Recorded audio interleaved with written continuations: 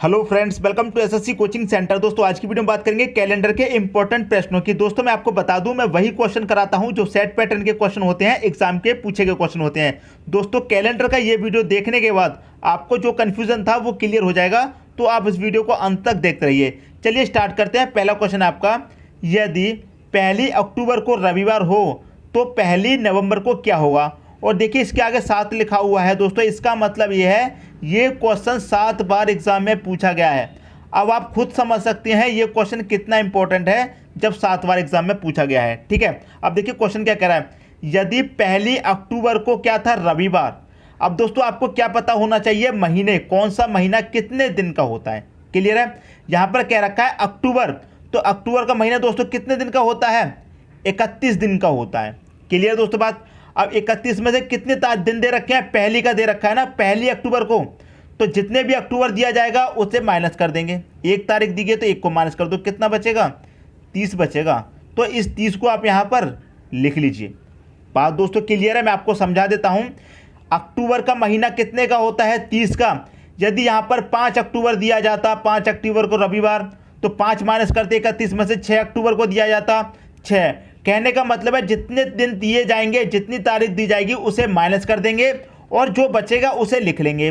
31 में से हमने 1 को माइनस किया है, जो बचा है वो लिख लिया। क्लियर है दोस्तों। अब देखिए प्लस कितने दिन का पूछा गया है, 1 नवंबर का।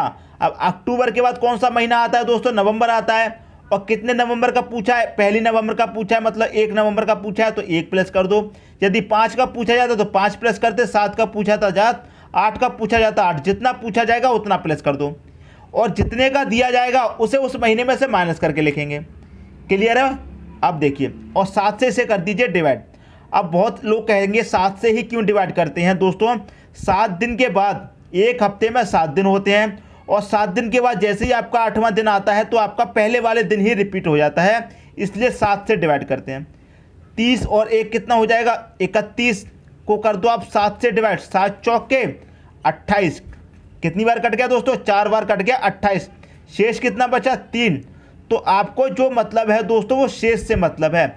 जितनी बार कट गया उससे कोई मतलब नहीं है, जो शेष बचता है उससे आपको मतलब होता है। क्लियर है। 1 अक्टूबर को क्या दिया गया है दोस्तों, आपको रविवार दिया गया है, रविवार आपने लिख लिया।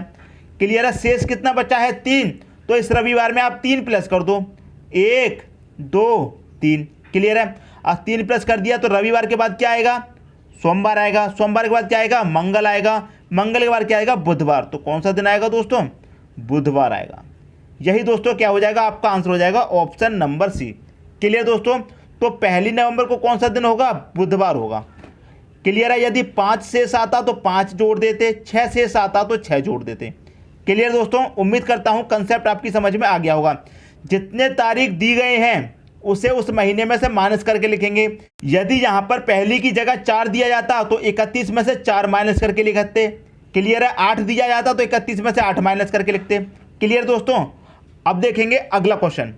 अगला क्वेश्चन है आपका, यदि 13 फरवरी को गुरुवार हो तो 4 जनवरी को क्या होगा। क्लियर दोस्तों। 13 फरवरी को गुरुवार हो तो 4 जनवरी को क्या होगा। देखिए फरवरी का महीना दोस्तों कितने का होता है, 28 का होता है। जितना दिया गया है उसे माइनस करके लिखेंगे दोस्तों। कितना दिया गया है, 13, तो आप क्या करिए, 13 को माइनस कर दीजिए। मैंने आपको क्या कहा है, जितने दिन दिए जाएंगे उतने महीने में से उस दिन को माइनस कर देंगे। 5 दिया जाएगा 5, 13 दिया गया है 13, 17 दिया जाता तो 17 माइनस करके लिखते।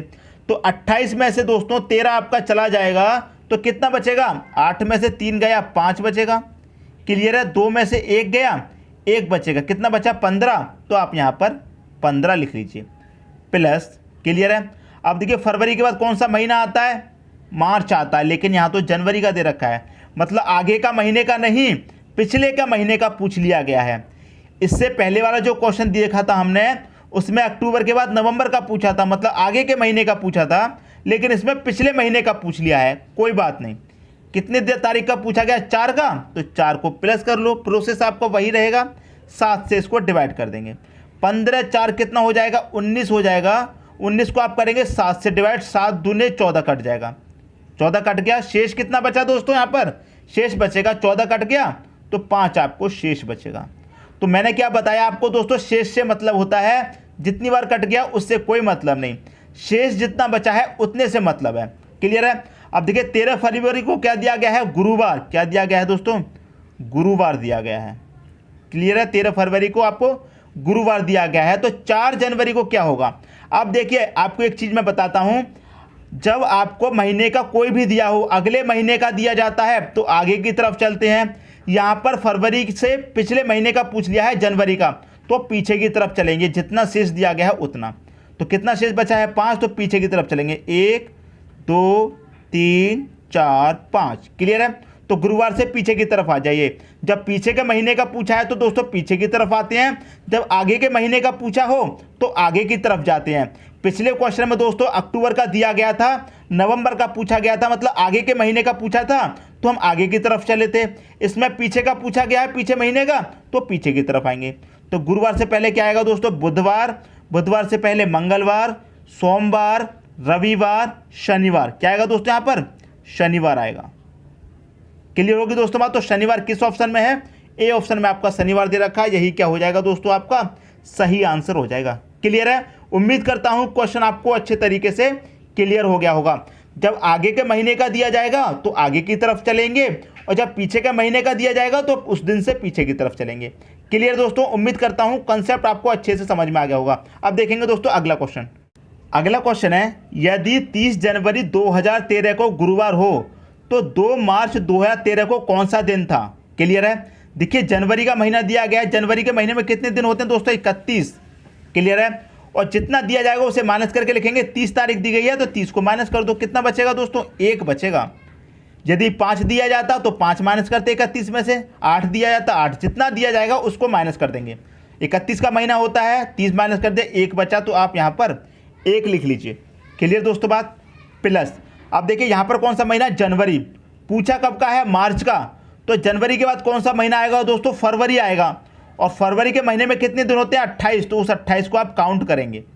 अब आप कहेंगे 29 भी तो होते हैं दोस्तों, लीप ईयर होता है तो 29 होते हैं, लीप ईयर नहीं रहता है तो 28 रहते हैं।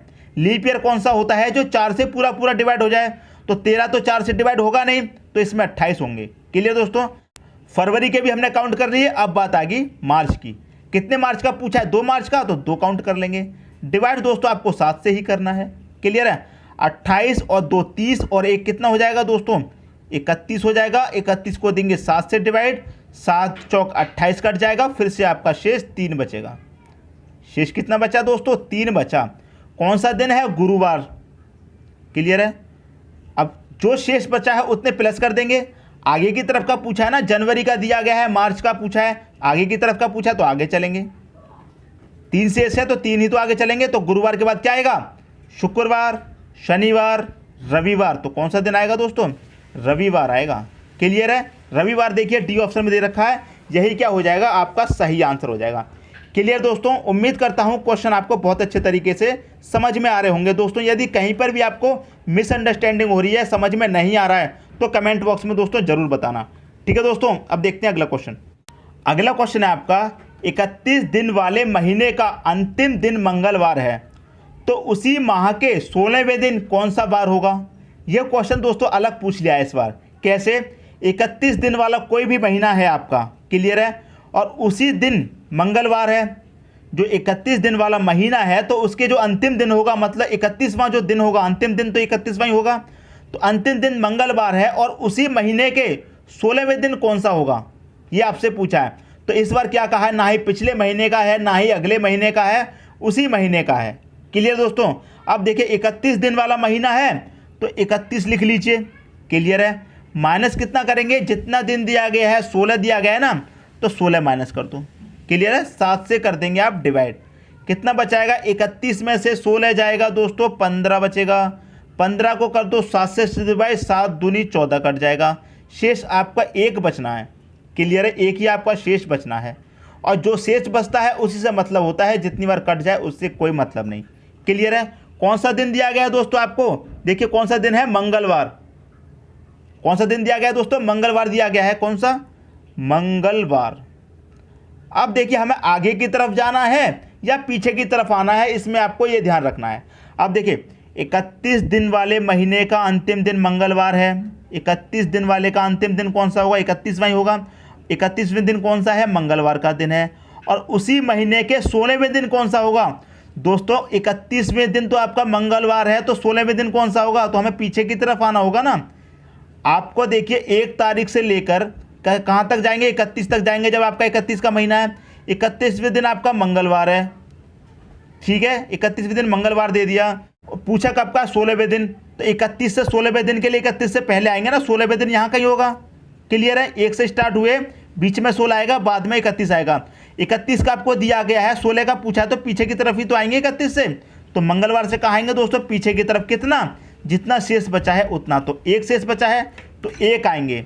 तो मंगलवार से 1 पहले आएंगे तो कितना हो जाएगा दोस्तों? मंगलवार से 1 पहले सोमवार हो जाएगा। सोमवार आपका सही आंसर हो जाएगा। क्लियर दोस्तों? सोमवार कौन सा ऑप्शन में है?